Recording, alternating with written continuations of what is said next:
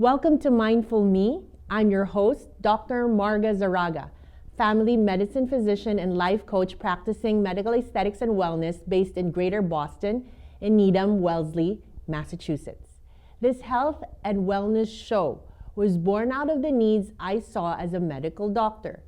People are curious and are even demanding information and options on how to get healthier, and more importantly, how do we all improve our quality of life? And quality of life is simply, how do I feel good from moment to moment, minute to minute, hour to hour, day to day? It is my goal to highlight to you, our viewers at home, the knowledge and experience of various experts from both mainstream and complementary disciplines to inspire action in our communities in the areas of self-care and self-development, physically, mentally, and energetically.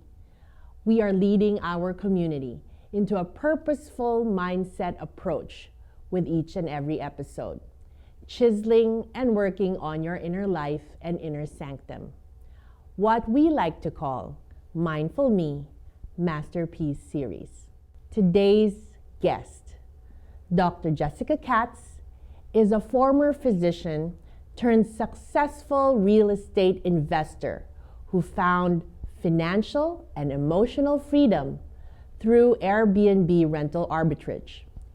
After building a portfolio of 28 arbitrage units, 3 owned Airbnbs, and 2 co-hosted properties, she was able to step away from her full-time medical career and design a life centered around flexibility, family, and purpose. Driven by her own transformation, Dr. Katz now helps others, especially professionals feeling stuck in unfulfilling careers, create new paths to wealth and freedom. She developed her own course to guide those ready to break free from the grind and achieve success on their own terms. Today, her time is devoted not just to growing her real estate business, but to enjoying life with her 4 kids, husband, and 2 dogs, and a community of close friends and family. Welcome, Dr. Jessica Katz. Thank you so much for having me here today. I'm so excited to be here. I am equally excited.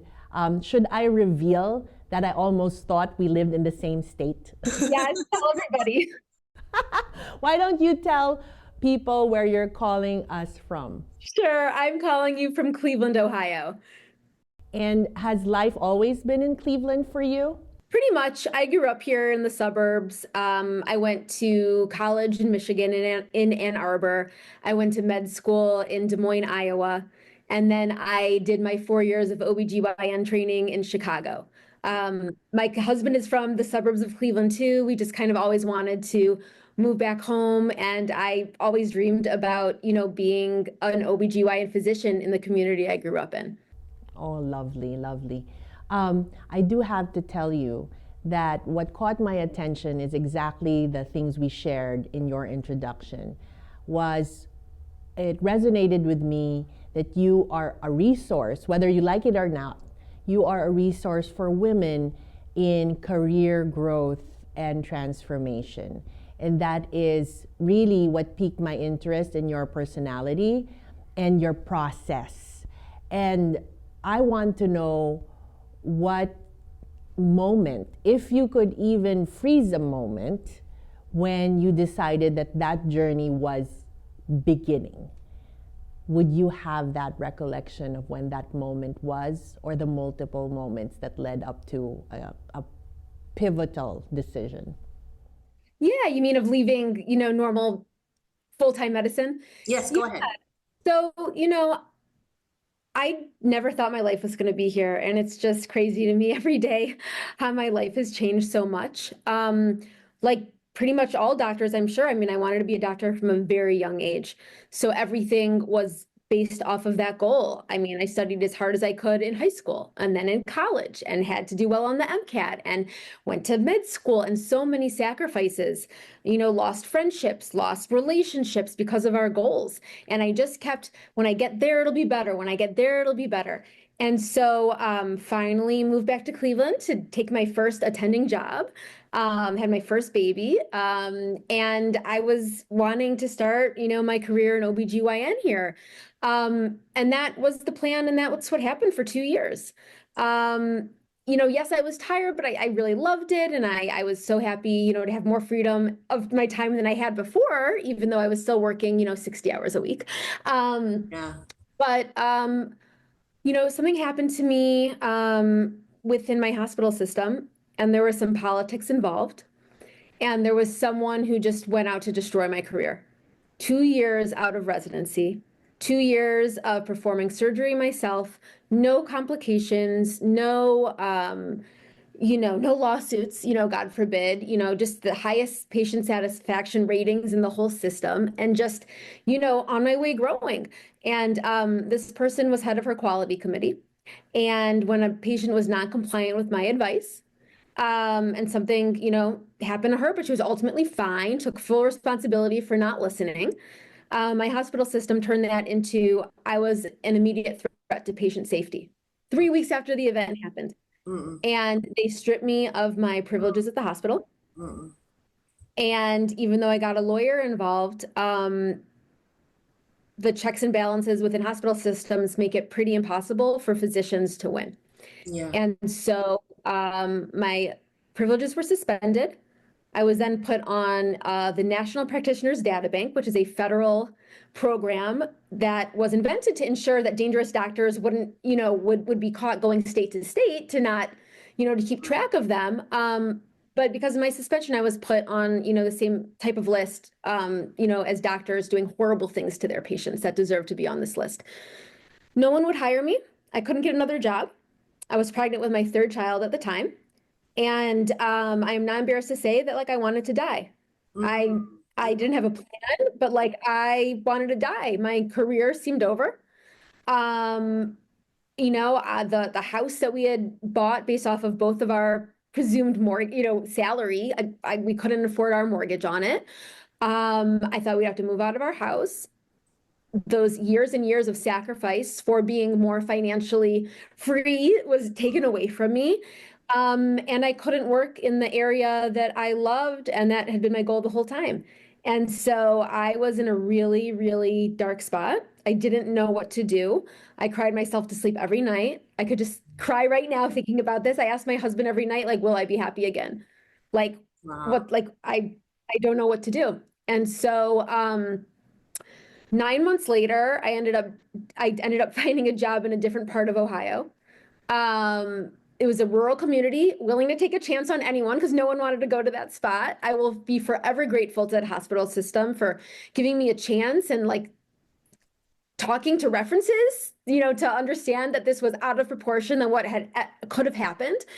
But I had to move my family, 3.5 hours from where both our, we grew up and where our families were. A good spot of this was right when COVID happened. And so my husband was able to move to this area with me, working remote, and our nanny agreed to come with us. And so, that had worked out. But I was in this community that I wasn't really wanting to be there, and I was the only doctor within an hour radius, and it made me nervous. And it not made me nervous to be alone, but it is what if something bad really happens and I really make a mistake? Because we're human. Doctors are allowed to make mistakes. Every doctor makes a mistake, and if what happened to me happened to every single person, there wouldn't be a doctor left. There just wouldn't be. That's right. And so I had lost my love of medicine. And so even though I was allowed to practice, it wasn't fun. I was going into work scared all the time. If someone, didn't smile at me, were they mad at me? Did they think I was a bad doctor? It was very, very bad emotionally for me. And so during that time, I was I have to figure something else out. This is not I can't do this for the next 40 years. Like I Yeah. can't make myself this crazy, every single day. And at the time too, I thought, okay, time heals everything, maybe some distance between what happened, and in the future I'll feel differently. A year after that, I found a job an hour away from my hometown, where we had bought that house and luckily just rented it out. I would be a different type of doctor than I thought. I was still within the OBGYN field, but I was going to be a laborist. So I didn't have any of my own patients. And I was coming in the hospital for 24 hours at a time. And I was delivering all the babies on the floor. And so doing emergent surgery if, someone needed it. And so I was doing 7 24s a month. And I had more time than I had ever had in my life, right? How many times, working 5 days a week in the office, being up all night for deliveries, having to go back the next day so I was doing 24 hours all the time. Yeah. And so I got a taste of that freedom. And it was really nice. And at the same time, I still wanted a way, I shouldn't say out of medicine, but a side gig, a backup plan, something Yes. where, God forbid, I lose this job, I wouldn't have to move out of my house or my family away from everything they've ever known again. Yeah. And so just having that plan, just having, like a step two in the back of my mind eased my anxiety. It eased, my fear of things. And so I started thinking about like, well, what could those things be?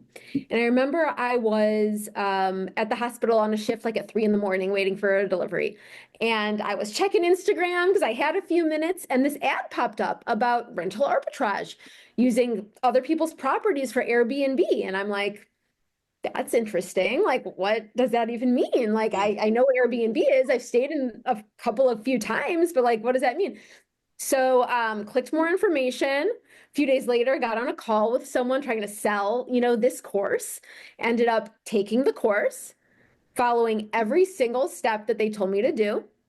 It was not easy. I was doing something that I wasn't used to doing. I got 77 no's from property owners before I got my first yes. Yes. And then that snowballed. I furnished them, I decorated them, I got joy out of being creative, a part of medicine that we don't really have. We stick to guidelines, we stick to protocols. Yes. And just this ability to create things and it was so wonderful for me. So I was doing this in addition to the 7 24s and being with my kids. And so within that first year, we picked up 5 units.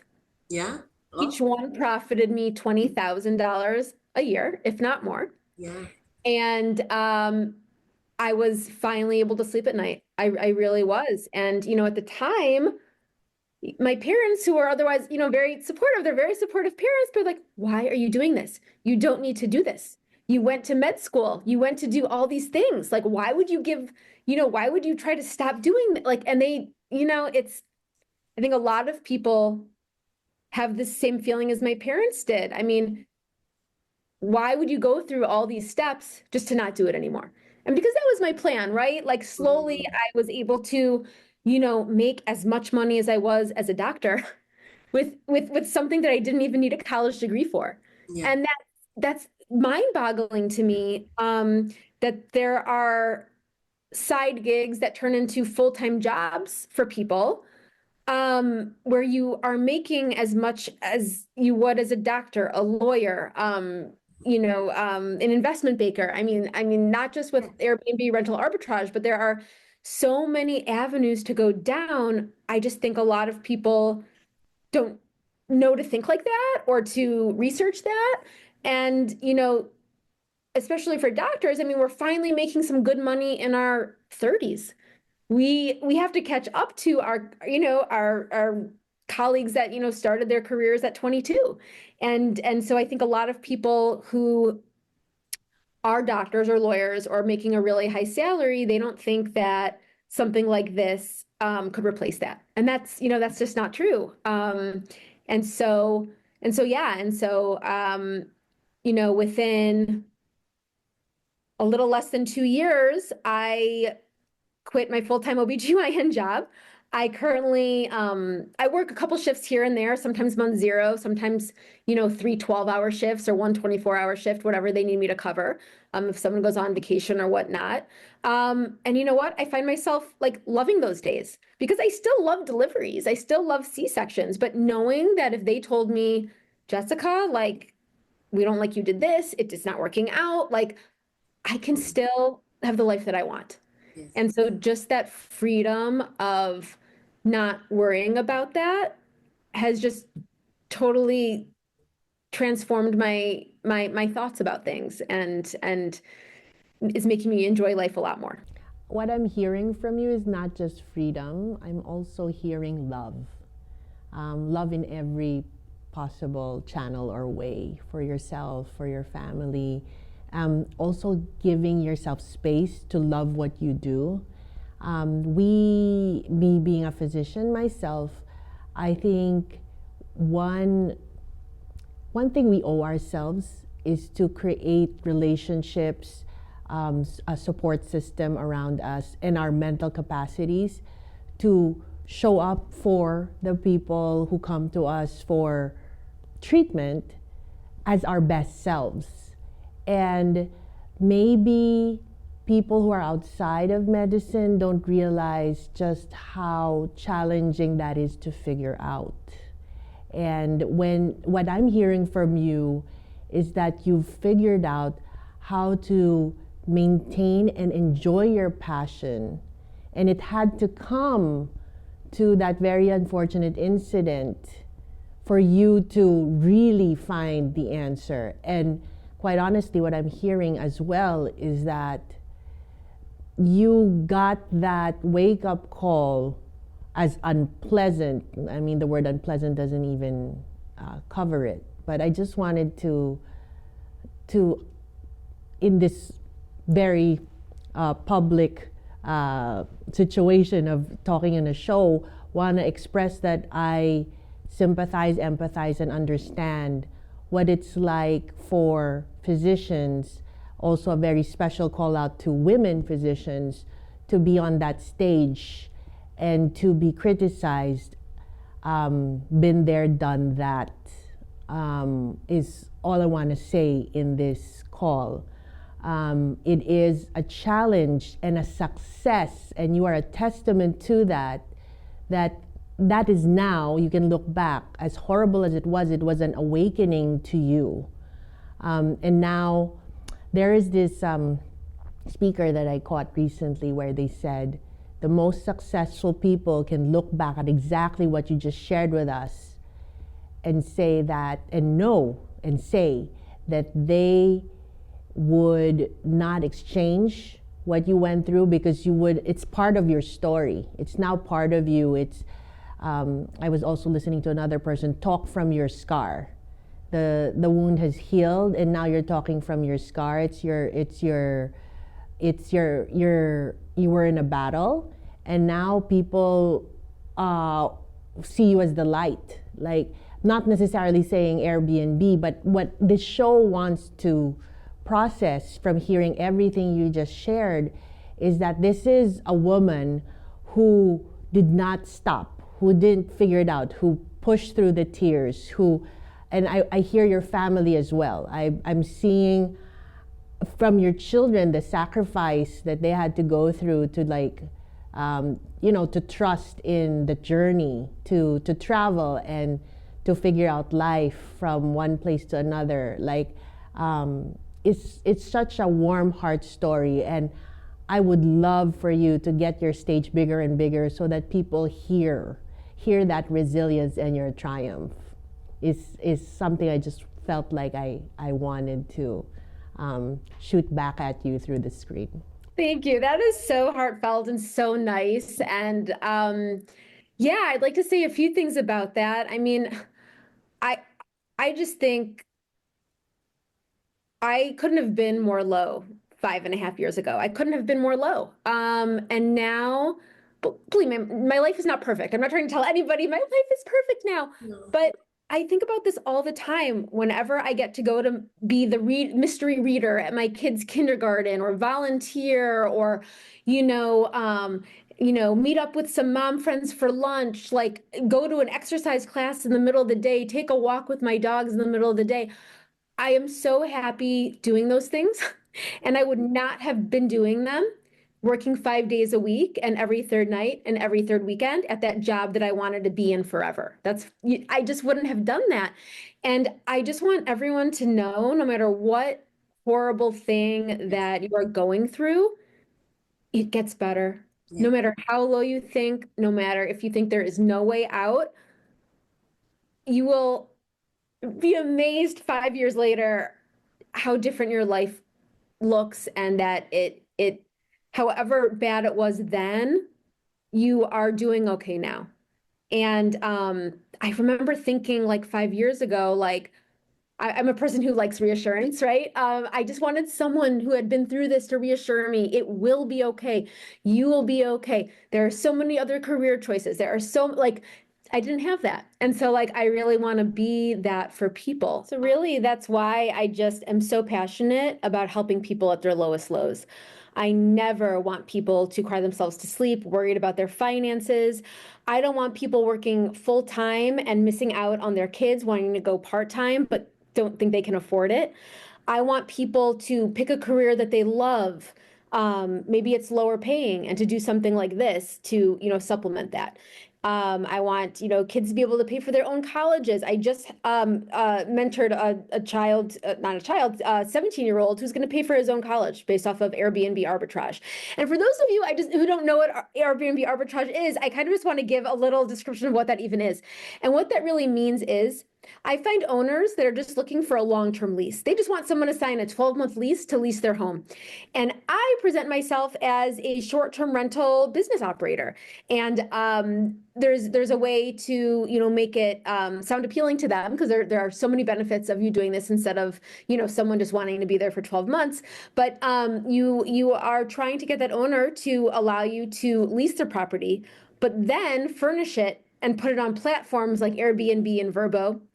And so you are able to analyze a deal and understand how much you're going to profit after paying the rent and utilities and all expenses. And so there is a step-by-step way of doing it. I have picked up so many ways that I didn't even learn just by going through it. And I really wanted to create my own course to give people the best educational platform out there to do it. And I went from 0 to a 7-figure business in less than 3 years. And it's completely incredible, and I am so fortunate, and I want everyone to be able to do this, and would love to share. And so that's why I created this course, for people to learn how to do it and get the emotional, financial freedom that they are looking for.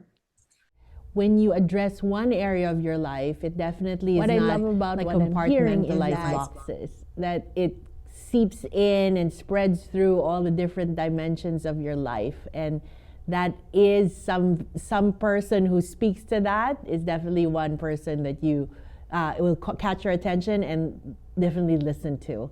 Are there any final words you can think of to speak to that soul out there who's just figuring things out at the moment of the hardship, of the grit, of when the rubber meets the road? Maybe actually you can pretend to speak to your past self, knowing where you are right now. And what would be your message to your past self? Gosh, it's so hard knowing that at the time it seemed like there was no out, I think I would just tell somebody that, like I said before, your life, even if it's great right now, will be so different in 5 years. In 2 years, it could be so different, good and bad things, hopefully more good. And so for the people that are stuck, there is a way out. It doesn't have to be rental arbitrage. I would say to myself, you made it through med school and residency. You are determined. You are a problem solver. You will be able to figure this out. And, things, you can say things happen for a reason. This reason maybe was to help others who feel stuck. And for those of you who say, well, I sacrificed all the way to get here, that would be a waste. That's what people told me. Your training was a waste. Your training was a waste. You know what a waste to me is? being miserable and unhappy for another 30 years in your career. That is miserable to me. And you have to go inside and say what makes you happy, then letting other people tell you what makes you happy, and tries to, think about what you should do because that's what they're doing. And so, yeah, you want to listen to other people, but listen to yourself. If it is not right for you, it doesn't matter the hours you put in to get there. You are allowed. Give yourself permission to change course. Give yourself permission to try new things. It is never too late to reinvent yourself. That's what I learned. I love That. Love, love, love, love, love, love, love. Every part of me says yes, yes, yes, yes, yes.